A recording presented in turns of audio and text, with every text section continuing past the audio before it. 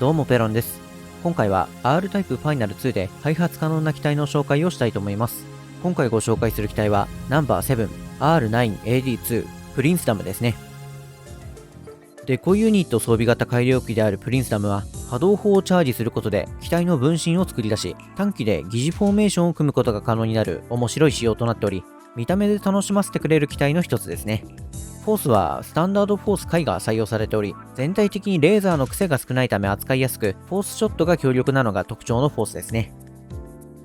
赤の対空レーザー回は螺旋状にねじれながら進むレーザーを発射します。破壊力はスタンダードフォース H 式の対空レーザー H に若干劣りますが、レーザーが消えてしまう当たり判定がある中心のラインは対空レーザー回の方がだいぶ細くなっており、扱いやすさだけで言えば対空レーザー回の方が数段上ですね。攻撃範囲が広いため雑魚処理も得意で、そこそこ破壊力もある対空レーザー回は欠点らしい欠点のない扱いやすさが魅力のレーザーですが、強いて欠点を挙げるのであれば尖った性能ではないため、一癖や二癖もあるレーザーが揃った R タイプの中では少し面白みに欠けることぐらいですかね。面白みに欠けるというのはちょっとひねくれた見方かもしれませんが、それだけ安定感があるということなので、プレイヤーのスキルに関係なく全てのプレイヤーにおすすめのレーザーだと思います。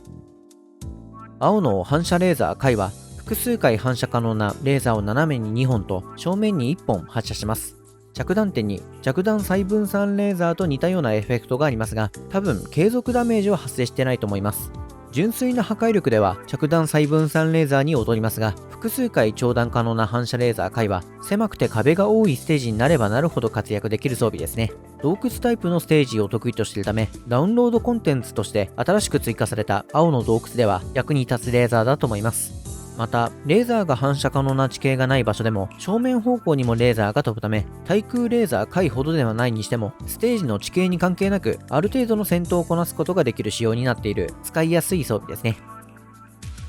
黄色の対地レーザー回は地形を這うようにして進む黄色いエネルギー弾を上下に発射します。反射レーザー以上にステージの地形に依存した性能になっているため、対地レーザー回でまともに戦闘が行えるステージは限られてきますが、型にはまると強力な装備となっており、特に壁にバイドが張り付いているようなステージではボケーっとしていても問題ないくらい簡単に通り抜けることが可能な場合もありますね。ただし、上下に地形がない場所ではほとんど使い物にならないため、いつどこで使うかは事前に作戦を決めてから使った方がいいと思います。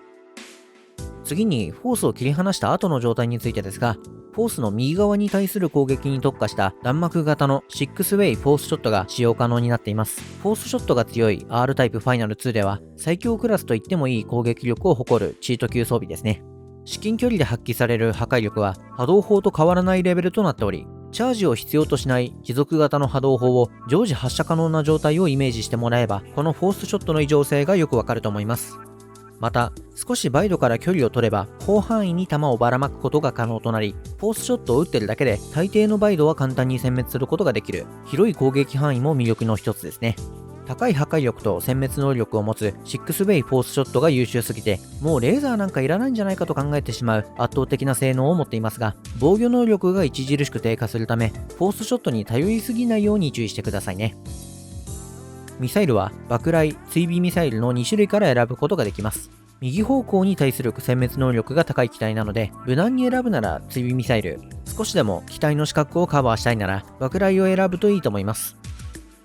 波動砲はデコイ波動砲2が搭載されており、3段階のチャージで最大4つの分身が作成されます。この分身はスピードレベルを変化することによってフォーメーションも変化していく仕様となっているため、波動砲をできる限りまとめて発射したい場合はスピードレベルを上げてスピードレベル4まで変更し、波動砲を広い範囲に分散させたい場合はスピードレベルを1まで落として発射すれば広い範囲を攻撃することが可能となっており、4種類のフォーメーションがありますね。一発ごとの破壊力はそんなに高くないため、弱点部分が小さいボスとの相性は悪いですが、サイズが大きく体全体に当たり判定があるボスに対しては大ダメージを与えることが可能になります。また、物理的な攻撃に対しては当たり判定もあるため、物理的な攻撃を防ぐ盾としての役割もありますね。これを有効活用すれば難易度に関係なくステージ2のボスも簡単にやり過ごすことができるため、他のシリーズの機体ではできない使い方を考えるのも楽しい個性的な装備だと思います。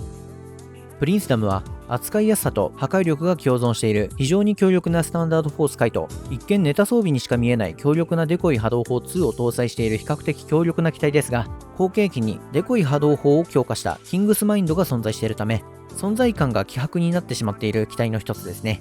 キングスマインドとの性能はほとんど変わらないため、他の機体をあらかた遊び尽くした人は、プリンスダムのような存在感が希薄なシリーズの中間機で遊んでみてはいかがでしょうか。では最後までご視聴ありがとうございました。